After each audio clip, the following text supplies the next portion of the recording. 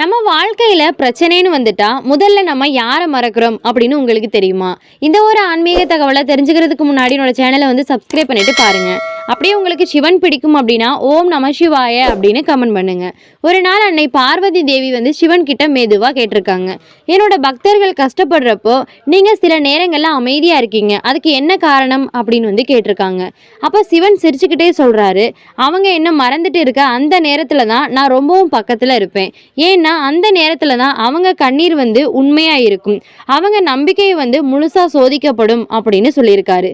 அதனால தான் அந்த கண்ணீரை துடைக்கிறதுக்காக நான் எப்பவுமே அவங்க பக்கத்துல ரொம்பவும் அமைதியா வந்து இருப்பேன் அப்படின்னு வந்து சொல்லியிருக்காரு.